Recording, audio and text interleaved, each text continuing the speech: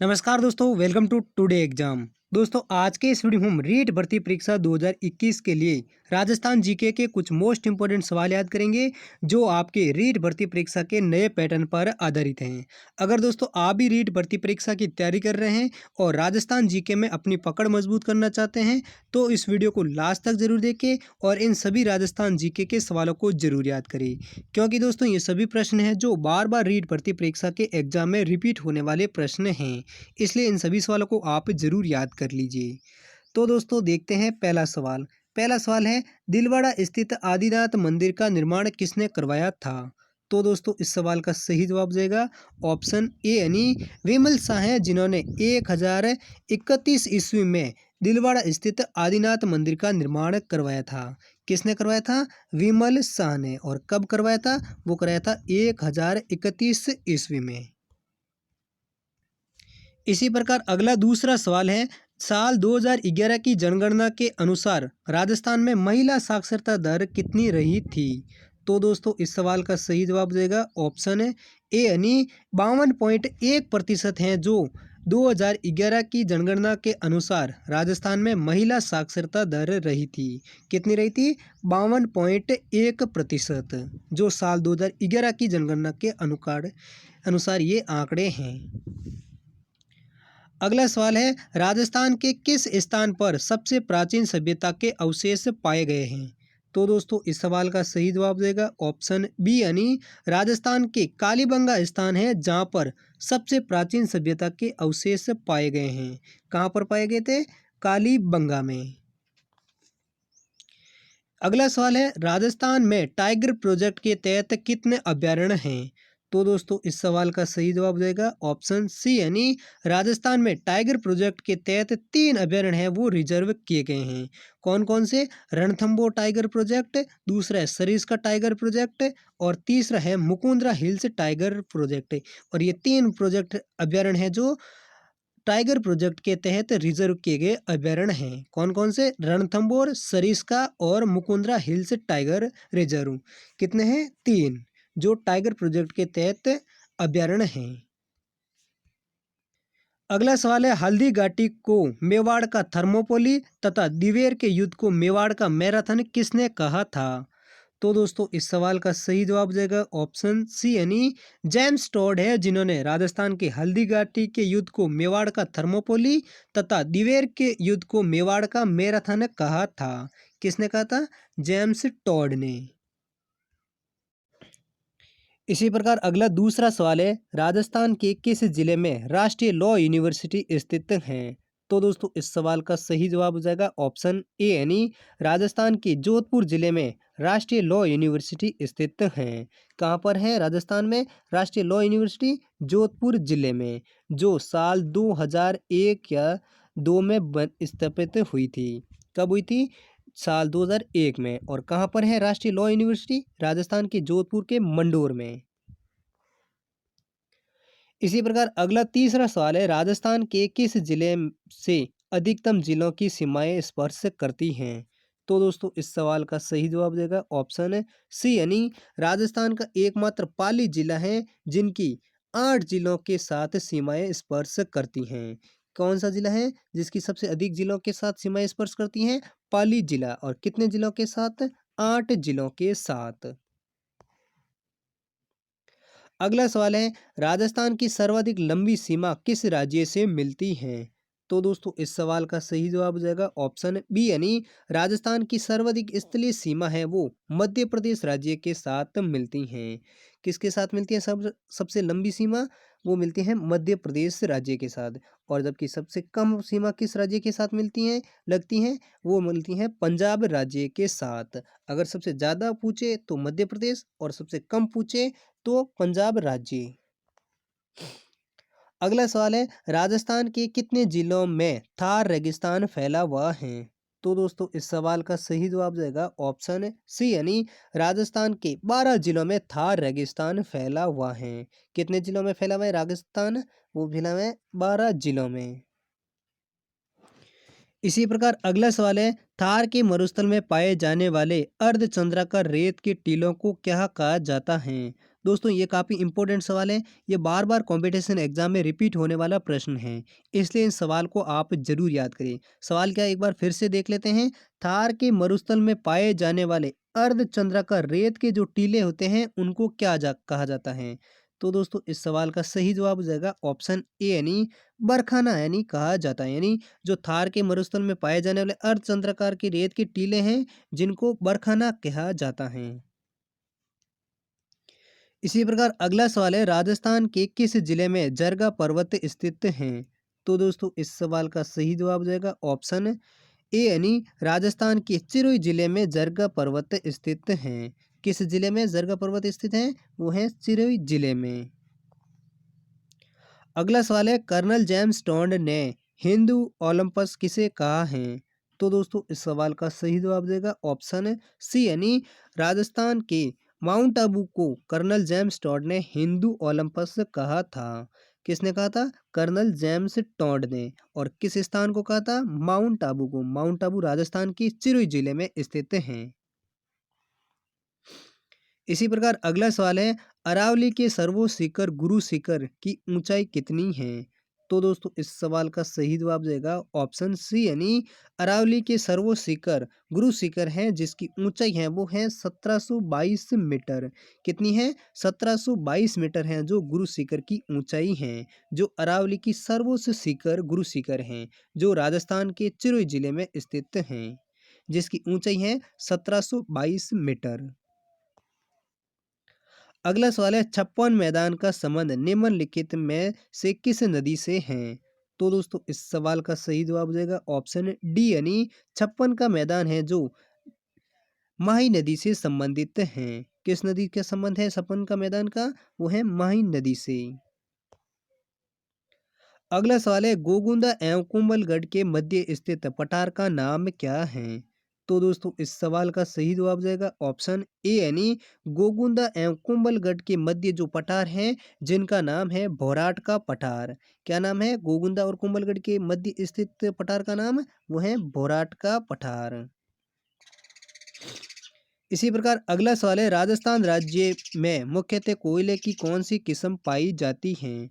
तो दोस्तों इस सवाल का सही जवाब हो जाएगा ऑप्शन ए यानी राजस्थान राज्य में मुख्यतः लिग्नाइट कोयले की किस्म पाई जाती हैं। कौन से किस्म के कोयले पाए जाते हैं राजस्थान में? लिग्नाइट किस्म के कोयले राजस्थान में पाए जाते हैं। अगला सवाल है, निम्न में से कौन सा शासक अभिनव भट्टाचार्य के नाम से प्रसिद्ध थे? तो दोस्तों इस सवाल का सही जवाब से ऑप्शन ए यानी राणा कुंभा है जो चौहान शासक जो अभिनव भट्टाचार्य के नाम से प्रसिद्ध थे। कौन थे? राणा कुंभा जो अभिनव भट्टाचार्य के नाम से प्रसिद्ध थे। इसी प्रकार अगला सवाल है, किस चौहान शासक ने अजमेर को सबसे पहले अपनी राजधानी बनाया था? तो दोस्तों इस सवाल का सही जवाब देगा ऑप्शन बी यानी चौहान शासक अजय राज हैं जिन्होंने सबसे पहले अजमेर को अपनी राजधानी बनाया था। किस चौहान शासक ने? अजय राज ने। इसी प्रकार अगला सवाल है, अलाउद्दीन खिलजी ने किस दुर्ग को विजित कर उसका नाम खैराबाद रखा है?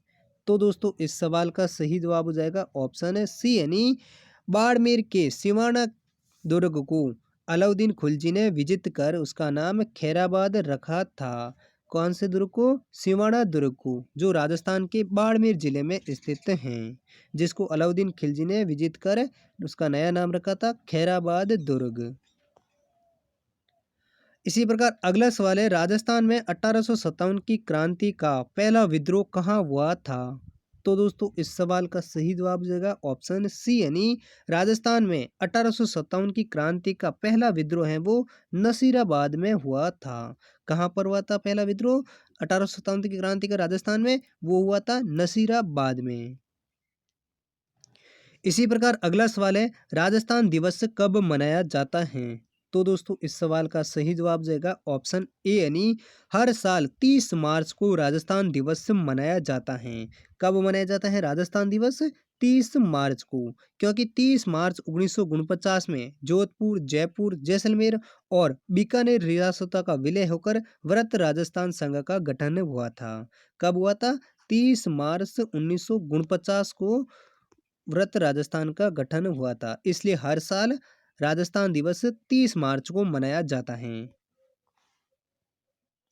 इसी प्रकार अगला सवाल है, अगला सवाल भी काफ़ी इंपॉर्टेंट सवाल है। और दोस्तों ये सभी सवाल हैं जो काफ़ी इंपॉर्टेंट सवाल है, क्योंकि ये बार-बार कॉम्पिटिशन एग्जाम में रिपीट होने वाले सभी प्रश्न हैं। इसलिए इन सभी सवालों को आप ज़रूर याद करें और इस वीडियो को भी लाइक ज़रूर करें। और चैनल पर नए हैं तो चैनल को भी ज़रूर सब्सक्राइब कर लीजिए, क्योंकि दोस्तों आपको हर रोज़ाना हर दिन 25 राजस्थान जीके के वीडियो आपको इस चैनल पर मिलते रहेंगे। इसलिए आप राजस्थान जीके में अपनी पकड़ मजबूत करना चाहते हैं तो इस चैनल को ज़रूर सब्सक्राइब कर लीजिए। तो दोस्तों अगला सवाल है, राजस्थान का एकीकरण कितने चरणों में पूरा हुआ था? तो दोस्तों इस सवाल का सही जवाब हो जाएगा ऑप्शन ए, यानी राजस्थान का एकीकरण है वो 7 चरणों में पूरा हुआ था। कितने चरणों में हुआ था राजस्थान का एकीकरण पूरा? 7 चरणों में। और अंतिम चरण है वो 1 नवंबर 1956 को खत्म हुआ था। कब हुआ था? 1 नवंबर 1956 को। अगला सवाल है, मत्स्य संघ का राजस्थान में विलय कब किया गया था? तो दोस्तों इस सवाल का सही जवाब हो जाएगा ऑप्शन डी, यानी मत्स्य संघ का विलय है वो राजस्थान में 1949 ईस्वी में किया गया था। कब किया गया था? 1949 ईस्वी में मत्स्य संघ का राजस्थान में विलय किया गया था। अगला सवाल है, विश्व का एकमात्र वृक्ष मेला कहाँ लगता है?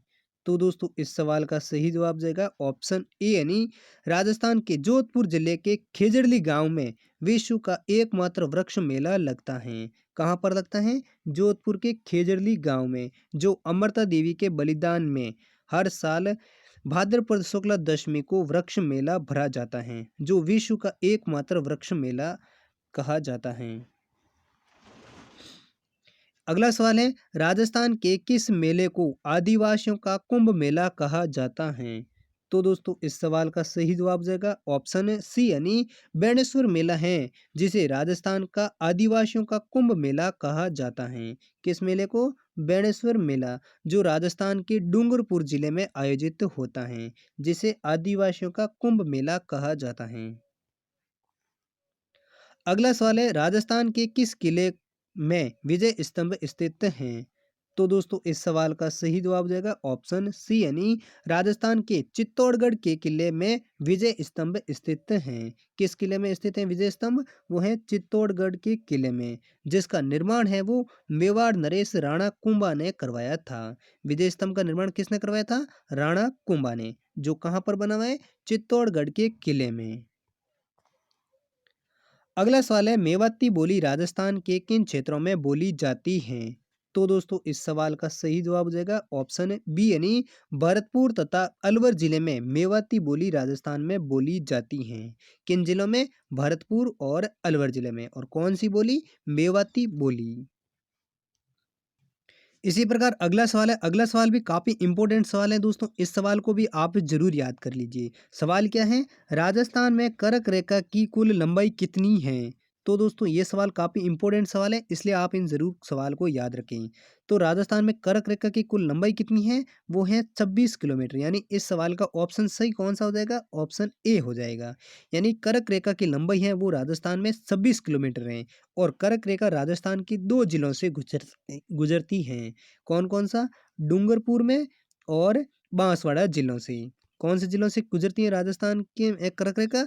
डूंगरपुर और बांसवाड़ा में। और कर्क रेखा की राजस्थान में कुल लंबाई कितनी है? वो है 26 किलोमीटर। इसी प्रकार अगला सवाल है, राजस्थान का थार मरुस्थल का विस्तार किन राज्यों तक है? तो दोस्तों इस सवाल का सही जवाब हो जाएगा ऑप्शन डी, यानी राजस्थान, पंजाब, गुजरात तथा हरियाणा राज्य तक राजस्थान का थार मरुस्थल का विस्तार फैला हुआ है। किन राज्य तक? पंजाब, गुजरात, हरियाणा और राजस्थान राज्य। अगला सवाल है, निम्नलिखित में से किस नदी को वन की आशा के नाम से जाना जाता है? तो दोस्तों इस सवाल का सही जवाब हो जाएगा ऑप्शन है सी, यानी बनास नदी है, जिसे राजस्थान में वन की आशा के नदी के नाम से जाना जाता है। किस नदी को? बनास नदी को, जिसे वन की आशा के नाम से जाना जाता है। इसी प्रकार अगला सवाल है, 9 मंजिला बावड़ी कहाँ पर है तथा उसका निर्माता कौन था? तो दोस्तों इस सवाल का सही जवाब हो जाएगा ऑप्शन है बी यानी अलवर के नीमराणा में 9 मंजिला बावड़ी स्थित है और इसका निर्माण है वो राजा टोडरमल ने करवाया था। किसने करवाया था? राजा टोडरमल ने। और ये कहाँ पर है? नीमराणा अलवर जिले में। इसी प्रकार अगला सवाल है मंगला भाग्य और ऐश्वर्या क्या हैं? तो दोस्तों इस सवाल का सही जवाब हो जाएगा ऑप्शन है बी यानी बाड़मेर के तेल क्षेत्र हैं जिनका नाम है मंगला भाग्य और ऐश्वर्या। क्या नाम है? बाड़मेर के तेल क्षेत्रों के कुएं के नाम क्या है? मंगला भाग्य और ऐश्वर्या। ये तीनों ही बाड़मेर के तेल क्षेत्रों के नाम हैं। अगला सवाल है राजस्थान के दक्षिण में होकर निकलने वाली रेखा कौन सी है? तो दोस्तों इस सवाल का सही जवाब हो जाएगा ऑप्शन है सी यानी राजस्थान की दक्षिण में होकर निकलने वाली रेखा है वो कर्क रेखा है। कौन सी रेखा है राजस्थान के दक्षिण से होकर निकलने वाली रेखा? कर्क रेखा। इसी प्रकार अगला सवाल है राजस्थान एकीकरण कार्य का श्रेय किस व्यक्ति को जाता है? तो दोस्तों इस सवाल का सही जवाब हो जाएगा ऑप्शन बी यानी सरदार वल्लभ भाई पटेल हैं जिनको राजस्थान एकीकरण कार्य का श्रेय जाता है। किस व्यक्ति को जाता है राजस्थान एकीकरण का श्रेय? वो जाता है सरदार वल्लभ भाई पटेल को, जिन्होंने राजस्थान का 7 चरणों में एकीकरण किया था, जो 18 मार्च 1948 से शुरू हुआ था और 1 नवंबर 1956 को राजस्थान का एकीकरण खत्म हुआ था। इसी प्रकार अगला सवाल है राजस्थान के किस दुर्ग में सूफी संत हमीदुद्दीन की दरगाह स्थित हैं? तो दोस्तों इस सवाल का सही जवाब देगा ऑप्शन बी यानी गागरोन के किले में। राजस्थान के गागरोन के किले में सूफी संत हमीदुद्दीन की दरगाह स्थित हैं। किस किले में? गागरोन के किले में। और गागरोन का किला कहाँ पर है? वो राजस्थान के झालावाड़ जिले में बना हुआ है। कहाँ पर बना हुआ है? झालावाड़ जिले में गागरोन का किला बना है जहाँ पर सूफी संत हमीदुद्दीन की दरगाह स्थित हैं। इसी प्रकार अगला सवाल है सिवाना दुर्ग किस जिले में स्थित हैं? तो दोस्तों इस सवाल का सही जवाब हो जाएगा ऑप्शन ए यानी बाड़मेर जिले में सिवाना दुर्ग स्थित हैं। कहाँ पर है सिवाना दुर्ग? बाड़मेर जिले में। और इसका निर्माण किसने करवाया था? वो कराया था वीर नारायण पंवार ने। इसी प्रकार अगला सवाल है राजस्थान में सर्वाधिक अमेरिकन कपास किस जिले में उगाई जाती है? तो दोस्तों इस सवाल का सही जवाब हो जाएगा ऑप्शन ए यानी श्री गंगानगर जिले में राजस्थान में सर्वाधिक अमेरिकन कपास उगाई जाती हैं। किस जिले में उगाई जाती है सर्वाधिक अमेरिकन कपास? वो उगाई जाती है श्री गंगानगर जिले में। जबकि दूसरे स्थान पर है हनुमानगढ़ जिला। इसी प्रकार अगला सवाल है राजस्थान किस ताप कटिबंध में आता है? तो दोस्तों इस सवाल का सही जवाब हो जाएगा ऑप्शन ए यानी उष्ण शीतोष्ण कटिबंध में राजस्थान आता है। किस ताप कटिबंध में आता है? उष्ण शीतोष्ण ताप कटिबंध में राजस्थान राज्य आता है। इसी प्रकार अगला सवाल है राजस्थान राज्य से ही पूर्णतः बहने वाली नदी कौन सी है? तो दोस्तों इस सवाल का सही जवाब जाएगा ऑप्शन सी यानी बनास नदी है जो राजस्थान से ही पूर्णतः बहने वाली नदी है। कौन सी नदी है? बनास नदी। इसी प्रकार अगला सवाल है राजस्थान की दूसरी सबसे ऊंची चोटी कौन सी है? तो दोस्तों इस सवाल का सही जवाब देगा ऑप्शन सी यानी सैर सबसे ऊंची दूसरी चोटी है जिसकी ऊंचाई है 1597 मीटर। ये भी राजस्थान के सिरोही जिले में बनी हुई सबसे ऊंची दूसरी चोटी है जिसकी ऊंचाई कितनी है? 1597 मीटर। अगला सवाल है निम्न में से किस झील पर सोडियम सल्फेट संयंत्र स्थापित किया गया है? तो दोस्तों इस सवाल का सही जवाब जाएगा ऑप्शन है ए यानी नागौर के डीडवाना झील पर राजस्थान में सोडियम सल्फेट संयंत्र स्थापित किया गया है। कहाँ पर किया गया है? किस झील पर सोडियम सल्फेट संयंत्र स्थापित वो किया गया है?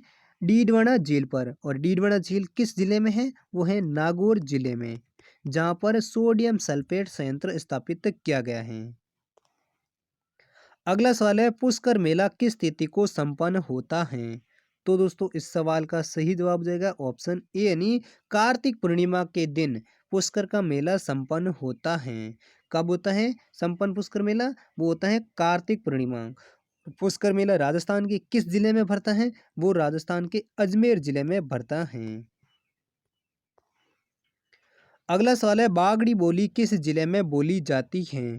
तो दोस्तों इस सवाल का सही जवाब हो जाएगा ऑप्शन डी यानी डूंगरपुर जिले में बागड़ी बोली राजस्थान में सबसे अधिक बोली जाती हैं। किस जिले में बोली जाती है बागड़ी बोली? डूंगरपुर जिले में। जबकि बांसवाड़ा जिले के कुछ हिस्से में भी बागड़ी बोली बोली जाती हैं। जबकि पूर्णतः वो बागड़ी बोली किस जिले में बोली जाती हैं? वो डूंगरपुर जिले में बोली जाती हैं। अगला सवाल है महाराणा कुंभा द्वारा लिखित संगीत ग्रंथ कौन सा है? तो दोस्तों इस सवाल का सही जवाब हो जाएगा ऑप्शन बी यानी संगीत राज है जो महाराणा कुंभा द्वारा लिखित एक संगीत ग्रंथ है। कौन सा है? संगीत राज जो महाराणा कुंभा द्वारा लिखित एक संगीत ग्रंथ है। इसी प्रकार अगला सवाल है संत मावजी का जन्म कहाँ हुआ था? तो दोस्तों इस सवाल का सही जवाब देगा ऑप्शन है सी यानी डूंगरपुर जिले में संत मावजी का जन्म 1770 ईस्वी में हुआ था। कब हुआ था? 1714 ईस्वी में डूंगरपुर जिले में संत मावजी का जन्म हुआ था। अगला सवाल है झुंझुनू का हवा महल किसे कहा जाता है? तो दोस्तों इस सवाल का सही जवाब देगा ऑप्शन डी यानी खेतड़ी महल है जिसको झुंझुनू का हवा महल कहा जाता है। किसे कहा जाता है? खेतड़ी महल को। और खेतड़ी महल का निर्माण है वो कब हुआ था? वो हुआ था 1770 ईस्वी में। अगला सवाल है बीकानेर प्रजामंडल की स्थापना किस वर्ष में हुई थी? तो दोस्तों इस सवाल का भी सही जवाब देगा ऑप्शन डी यानी 1936 ईस्वी में बीकानेर प्रजामंडल की स्थापना हुई थी। कब हुई थी बीकानेर प्रजामंडल की स्थापना? 1936 ईस्वी में। इसी प्रकार अगला सवाल है जयपुर में मेट्रो रेल सेवा कब प्रारंभ हुई थी? तो दोस्तों इस सवाल का सही जवाब हो जाएगा ऑप्शन बी यानी साल 2015 में जयपुर में मेट्रो रेल सेवा प्रारंभ की गई थी। कब शुरू की गई थी रेल मेट्रो सेवा जयपुर में? वो की गई थी साल 2015 में। अगला सवाल है बेंगू किसान आंदोलन का नेतृत्व किसने किया था?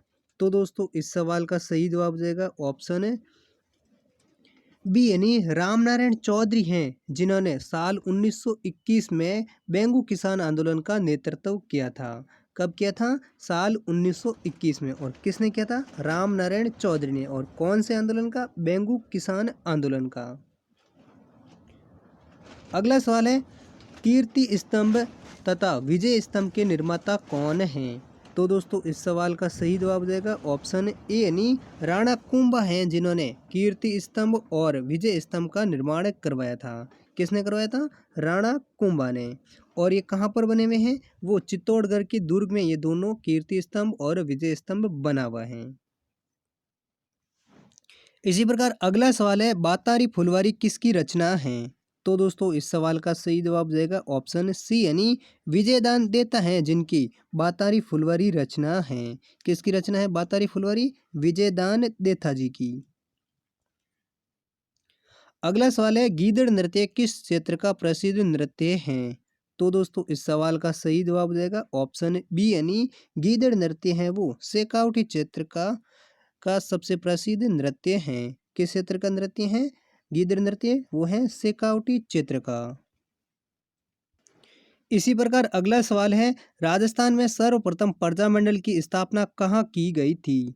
तो दोस्तों इस सवाल का सही जवाब हो जाएगा ऑप्शन ए यानी जयपुर में राजस्थान में सर्वप्रथम प्रजामंडल की स्थापना की गई थी। कहाँ पर की गई थी?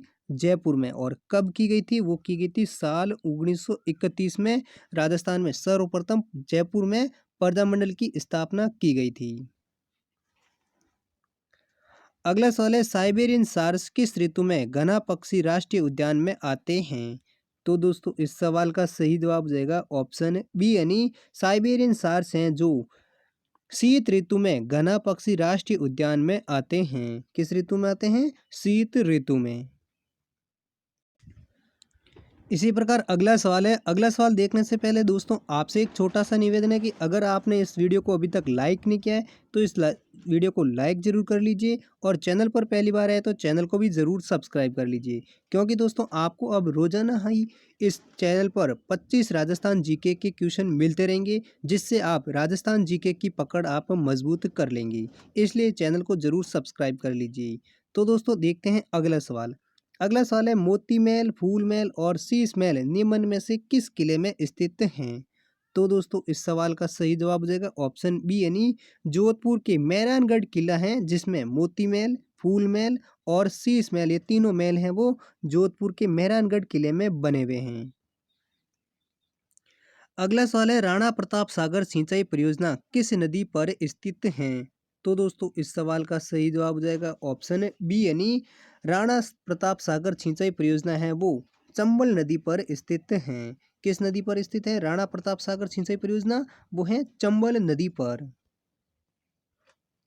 अगला सवाल है राजस्थान के किस जिले की सबसे कम नगरीय जनसंख्या है? तो दोस्तों इस सवाल का सही जवाब हो जाएगा ऑप्शन सी यानी राजस्थान के प्रतापगढ़ जिले की सबसे कम नगरीय जनसंख्या है। किस जिले की है? प्रतापगढ़। जबकि सबसे अधिक है वो है जयपुर जिले की। सबसे अधिक की पूछे तो दोस्तों नगरीय जनसंख्या है वो है जयपुर जिले की और सबसे कम है वो किस जिले की है? वो है प्रतापगढ़ जिले की। इसी प्रकार अगला सवाल है ग्लास एवं सिरेमिक हब की स्थापना कहाँ की गई है? तो दोस्तों इस सवाल का सही जवाब हो जाएगा ऑप्शन बी यानी अलवर के नीमराणा में ग्लास एवं सिरेमिक हब की स्थापना की गई है। कहाँ पर की गई है? अलवर के नीमराणा में। अगला सवाल है नमक उत्पादन की दृष्टि से देश की सबसे बड़ी झील कौन सी है? तो दोस्तों इस सवाल का सही जवाब हो जाएगा ऑप्शन ए यानी नमक की उत्पादन की दृष्टि से सांबर झील है जो देश की सबसे बड़ी झील है। कौन सी झील है? सांबर झील। जबकि डीडवाना और पचपदरा भी राजस्थान की सबसे बड़ी नमक झीलों में भी आती हैं। जबकि देश की और राजस्थान की सबसे बड़ी नमक उत्पादन की झील कौन सी है? वो है सांबर झील। अगला सवाल है चंबल नदी का प्राचीन नाम क्या था? तो दोस्तों इस सवाल का सही जवाब हो जाएगा ऑप्शन है बी यानी चम्रणवती है जो चंबल नदी का प्राचीन नाम था। क्या था? चम्रणवती या फिर कामधेनु भी इसका प्राचीन नेम माना जाता है। किस नदी का? चंबल नदी का। अगला सवाल है राजस्थान में सर्वाधिक वर्षा किस स्थान पर होती है? तो दोस्तों इस सवाल का सही जवाब हो जाएगा ऑप्शन ए यानी राजस्थान में सर्वाधिक माउंट आबू स्थान पर सबसे अधिक वर्षा होती है। अगर जिला का पूछे तो दोस्तों जिला तो हो जाएगा झालावाड़ और किसी एक पर्टिकुलर स्थान का पूछे तो दोस्तों स्थान हो जाएगा माउंट आबू। इसी प्रकार अगला सवाल है राजस्थान की भूभाग के लिए सर्वप्रथम राजपूताना शब्द का प्रयोग करने वाले कौन थे? तो दोस्तों इस सवाल का सही जवाब हो जाएगा ऑप्शन है सी यानी जॉर्ज थॉमस हैं जिन्होंने राजस्थान की भूभाग के लिए सर्वप्रथम राजपूताना शब्द का प्रयोग किया था। किसने किया था? जॉर्ज थॉमस ने। और ये कब किया था? वो किया था 1800 ईस्वी में। इसी प्रकार अगला अंतिम सवाल है राजस्थान में अशोक का अभिलेख कहाँ प्राप्त हुआ है?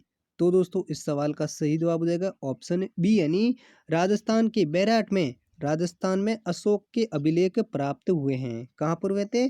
जयपुर शहर के पास बैराट में अशोक के अभिलेख प्राप्त हुए थे।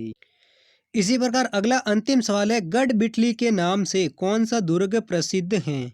तो दोस्तों इस सवाल का सही जवाब देगा ऑप्शन बी यानी अजमेर का तारागढ़ दुर्ग है जिसे गढ़ बिटली के नाम से जाना जाता है। कौन सा दुर्ग है जो गढ़ बिटली के नाम से प्रसिद्ध है? वो है अजमेर का तारागढ़ दुर्ग। तो दोस्तों ये थे राजस्थान जीके के कुछ मोस्ट इंपॉर्टेंट सवाल जो बार बार रीट भर्ती परीक्षा के एग्जाम में पूछे जाते हैं। अगर दोस्तों आपको ये सभी सवाल अच्छे से याद हो गए होंगे तो इस वीडियो को लाइक करें और चैनल पर पहली बार है तो चैनल को भी ज़रूर सब्सक्राइब करें। और दोस्तों इन सभी सवालों का पीडीएफ फाइल है वो आप हमारे टेलीग्राम ग्रुप से भी डाउनलोड कर सकते हैं जिसका लिंक है आपको हमारे इस वीडियो की डिस्क्रिप्शन में मिल जाएगा जहां से आप टेलीग्राम ग्रुप को ज्वाइन कर सकते हैं और डेली करंट अफेयर्स राजस्थान पटवार फॉरेस्ट गार्ड सभी के मॉडल पेपर वहां से डाउनलोड कर सकते हैं।